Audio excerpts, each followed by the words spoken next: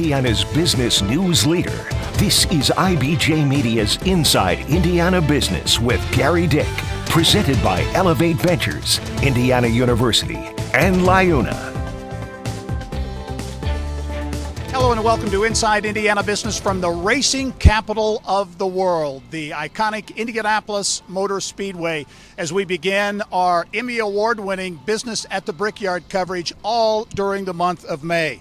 I'm Gerry Dick. We're at ground level here at Victory Circle, where in a little more than a month, a driver will be sipping the milk and really heading into immortality as the winner of the 109th running of the Indianapolis 500.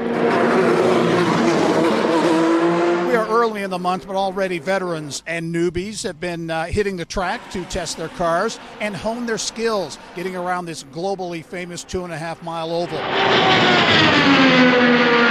And we will be out here the entire month of May bringing you the business side and the overall economic impact of motorsports in Indiana. It's big. It adds up to more than $1 billion annually, from the famed Indianapolis Motor Speedway to the dirt tracks in southwest Indiana. This is just the 7 races we've raced this year. To the growing movement to get more women involved in all levels of racing.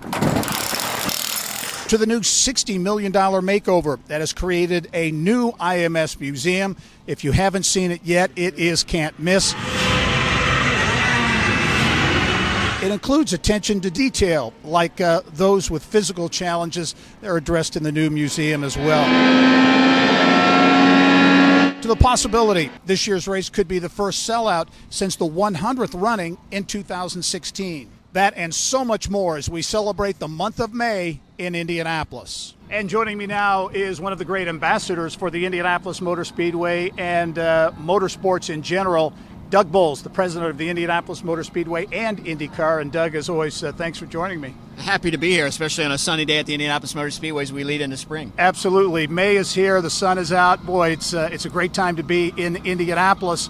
And as you look forward to the race, lots of barometers on how popular things are. A big one is ticket sales. And there's a lot of talk about maybe a sellout in the grandstand for only the second time ever. Absolutely. I think we're right now today as we tape this, we're a little under 10,000 tickets up over where we were last year at this time, which means that we likely sell out the grandstand sometime around qualifying weekend or a little bit thereafter. So if the pace continues like it has the last few years, I think that'll be a case. Sports in general, very competitive arena to sell tickets, to get people to attend. What does it say that the grandstands may be sold out race day about the Indianapolis 500? Well, first of all, it says a lot about our fans. Our fans love this, and they bring new people every year. And it is the fans that has allowed us to really have these great momentum over the last 10 years as we've been continuing to grow the Indy 500. The racing has been spectacular. We've got some stars that people know. I mean, those are the things that help. So it's really a tribute to the fans, and then just how long this race has been around and what it means to people when they're here.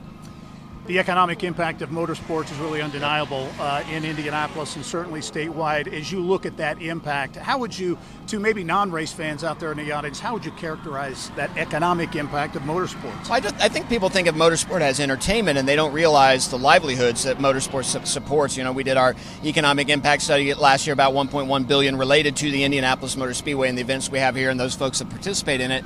But you think of things like Andretti Global and the investment that they're making here, Rahal, Letterman, Lanigan, the investments that they've made in central Indiana. Those are big-time real investments that make a huge difference to our economy, and it is an engine that drives the economy here in central Indiana. You mentioned F1 and some of the other teams, the investment. It seems as though the investment in motorsports in Indianapolis, in Indiana, is on the rise. Yeah, and I think a lot of that has to do with, there's a lot of folks here that understand the sport, so that makes it easier. I think it's easy to do business in Indiana. That helps us as well. So we have a lot of things going for us right now. But really, you think about the roots of motorsports start right here at the Indianapolis Motor Speedway. 115, 116 years of this place being around has really allowed us to have that reputation of, if you want to be in motorsport and have a business, the place to do it is central Indiana. All sports is about competition, but as you look at motorsports, that competitive edge, that constant changing of technology, research and development, partnerships with business, and aerospace, all the different companies, that probably adds to that economic impact in a way. Yeah, absolutely. so motorsport is entertainment, but there are all kinds of other pieces of it that it touches business elsewhere. You think about Dallara down the street, builds the cars for IndyCar. They do all kinds of military and aerospace work right here in Indianapolis. You've got Team McLaren, who obviously runs in motorsport everywhere, but that's an automotive manufacturer and a technology manufacturer. So having all these motorsports teams is sort of the advertising for bigger businesses that are involved with each other. As you talk about advertising or spreading the brand, if you will, of motorsports in Indiana, would you like to see anything different or new to kind of get out there and promote motorsports more globally, maybe as a business? Well, I know we've talked locally here about, is there something around the Speed City mark? Can we talk more about the fact that when you're in Indianapolis, it's racing, but we can get business done quickly? There's all kinds of things around that make a lot of sense. For us, we just want to be supportive of the greater community, not just Indianapolis, but the entire state. And we just want to do our part to make sure that we're telling people, if you want to do business and you're not already located in Indiana, you need to get here.